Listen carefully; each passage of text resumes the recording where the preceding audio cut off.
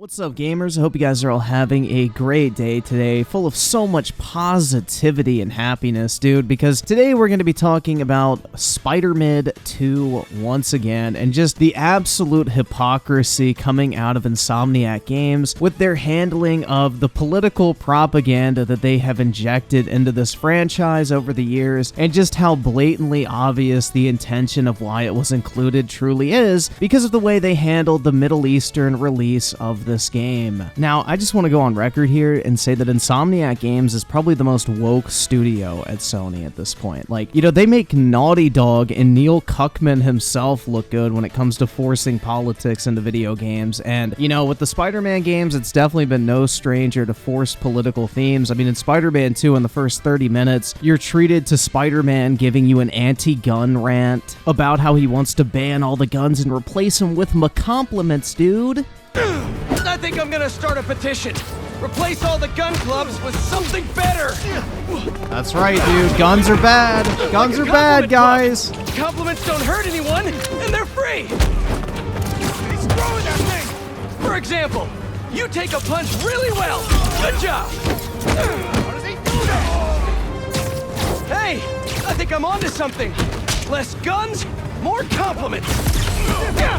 But there are countless examples throughout the campaign of Spider-Man where this forced political ideological bullshit is forced down your throat at every given opportunity. There's literally a mission in this game where you have to help out this gay kid ask his boyfriend to the school dance, and it's just like incredibly cringe, man. And, you know, Spider-Man at the end of the game decides to hang up his fucking mask, and instead of fight crime and, you know, be Spider-Man anymore, he's gonna go fight climate change and start an ESG Diversity as Our Strength company in order to save my climate, bro. Like, you literally have Spider-Man retiring in this game in order to go fight climate change. It does not get more woke than that shit, bro. And the point of me bringing all this stuff up is because it's so obviously forced. Like, none of this stuff really matters in the story whatsoever. It's very clear they're just trying to interject this type of, like, political themology into the game, and it really serves no other purpose other than to virtue signal and get their ESG score up, because this is literally proven by the Middle Eastern version of the game. Now, this is coming from Reddit.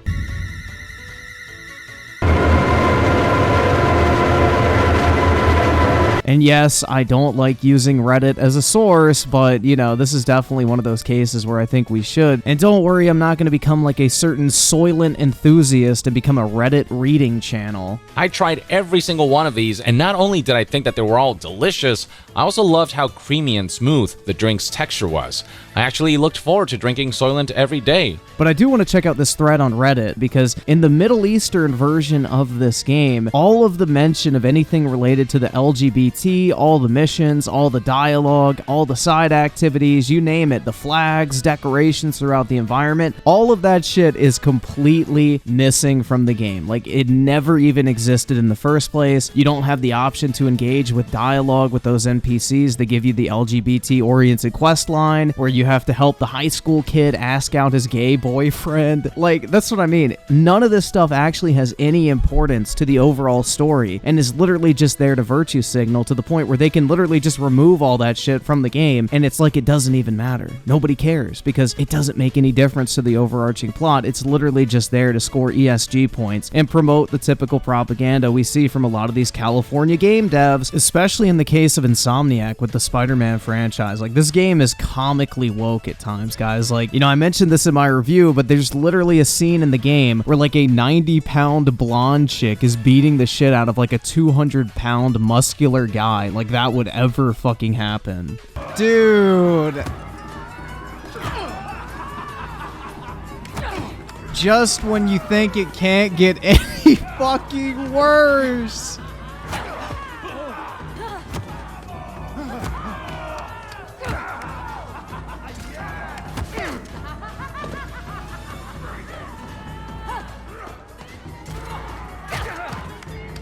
But circling back to the removal of this content, I think this really does speak volumes, because prior to the launch of Spider-Man 2, it was said that this game was going to be banned in the Middle East because the previous entries in the series had all this LGBT stuff referenced. So if Insomniac really wanted to take a stand and stand up for what they believed in and promote the values that they think are morally correct, you know, wouldn't they forgo that money just to prove a point and stand by their beliefs and include the content in the game that they think should be there in order to add and complete the experience? Of course not. At the first sign of them potentially losing money from a major market, they decide to pull all of that content from that market in order to just get cash. So at the end of the day, man, this is what it comes down to with 99% of these so-called political activist types. Money talks, bullshit walks. And when something starts actually affecting the bottom line, that's when they all of a sudden stop giving a fuck about it, which is just, you know, more proof that any of these so-called stances they take on these issues from a lot of these activist type game developers are nothing but a bunch of virtue signaling hot air that they're ready to abandon at the first sign of potentially losing money or hurting the bottom line. It's almost like, you know, most people who are overly engaged in political activism are nothing more than a bunch of pathetic fucking grifters who just do this shit to either pad their ESG score, to get more money from Daddy BlackRock, or try and appeal to a base that doesn't fucking buy their games anyway. And I think another prime example of this in this game is the whole drama surrounding the flag in Miles Morales' house. You know, they claim that in writing the character of Miles Morales, his Puerto Rican, or should I say Cuban, heritage is very important to who he is as a person. It defined his life, it defined who he is through his community in New York City. His ties to the Puerto Rican community is what inspired him to want to be a superhero in the first place. But, you know, they make it like this extremely important character trait for him, but they use this solely to fucking virtue signal because they don't actually give a fuck about this, which is perfectly proven by the fact that in designing Miles Morales' house, instead of putting the Puerto Rican flag inside, they put the Cuban flag on his wall, in a complete and total fucking failure to even do basic fucking quality assurance. That is the mindless virtue signaling that goes into this type of shit. They're so desperate to play like identity politics and bring race or ethnicity into the fucking equation that they don't even do the most basic fucking job of making sure it actually makes a bit of fucking sense. I mean, this reminds me a lot of when 343 decided to release their BLM customization pack for Halo Infinite, and they called it bonobos by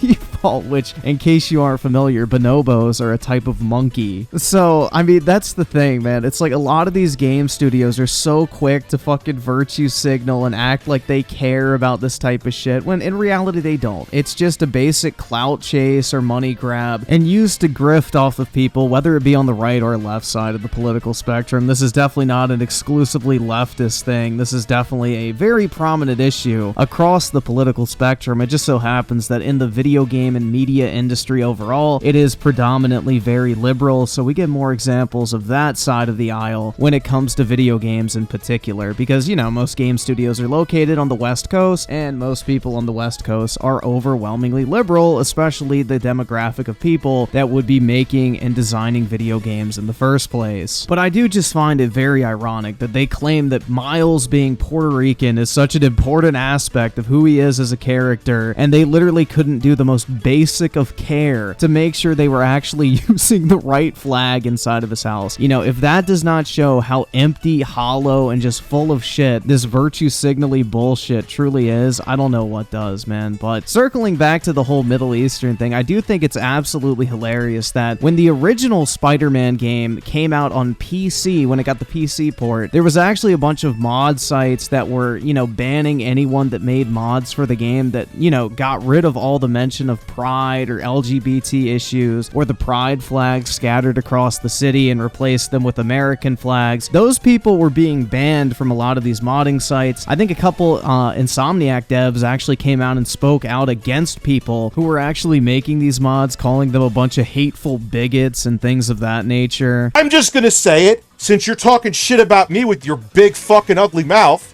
you're all hateful, fucking racist bigots. Like, you would literally get banned from most modding sites for just simply replacing a flag in the game. But now, it's not even the modding community that's doing this shit. It's Insomniac themselves, the original creators of the game, who are going through and removing all this political bullshit and mention of the LGBT in order to, you know, be able to sell the game in the Middle East, because at the end of the day, they don't care about any of this shit. It doesn't matter to them. They only care about pushing the message to the point where it affects their bottom line, and once the bottom line is at risk, all of a sudden it's like it never even exists and has zero prominence whatsoever, which, in all honesty, none of this shit that is like politically motivated in the game has any real business being in the game. Like one mission, for example, that is a Miles side mission, you don't even play as Miles, you play as his deaf girlfriend, and you go and spray paint a bunch of like BLM art or whatever, and the entire mission is muted so you can understand what it's like to be a deaf person.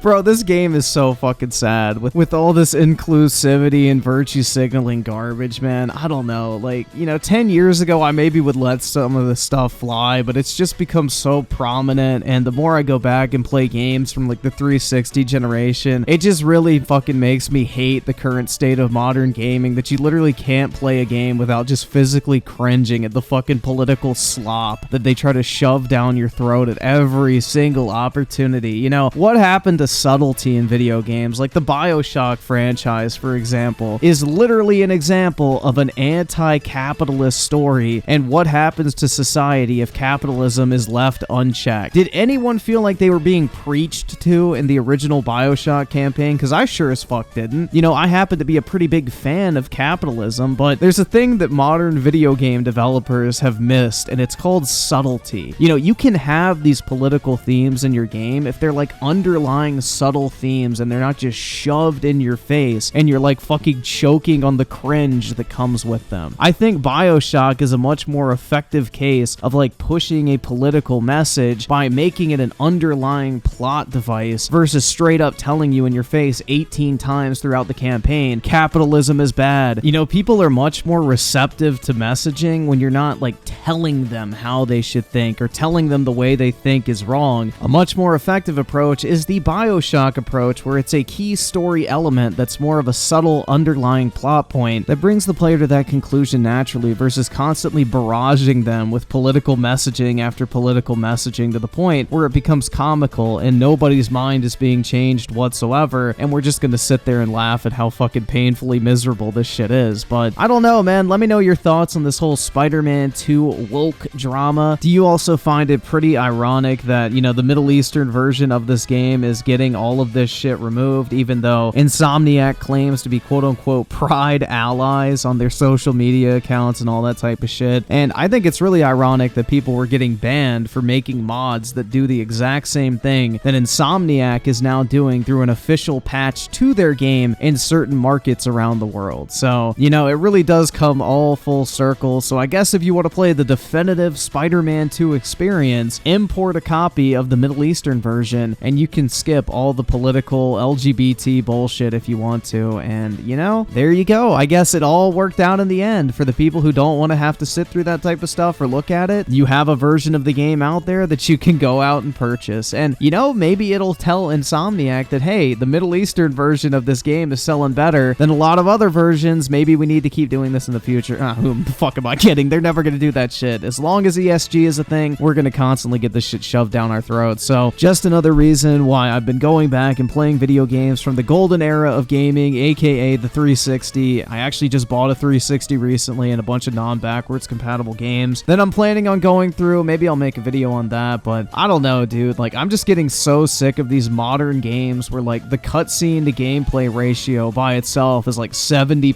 cutscenes to 30% gameplay. Like, I joked the other night playing Super Mario Wonder, like the 3 hours I spent playing Super Mario Wonder was basically the same amount of gameplay I experienced while playing the entire campaign of Spider-Man 2. So, I don't know, man. I guess I'm in my boomer stage of gaming, and I'm going back and playing actual video games at this point that aren't filled with over-the-top political messaging and are actually video games instead of interactive movies. But I don't know, man. Let me know your thoughts on this topic in the comments section below. Do you think Insomniac is extremely hypocritical for this? Do you find it ironic as well? Personally, I find this type of shit hilarious. Like, nothing makes me laugh more than a good old-fashioned ironic case of hypocrisy. But yeah, if you enjoyed this video, make sure to drop a like on it and let me know in the comment section if you'd like to see more videos in this style. And with that shit said, I will catch you guys next time.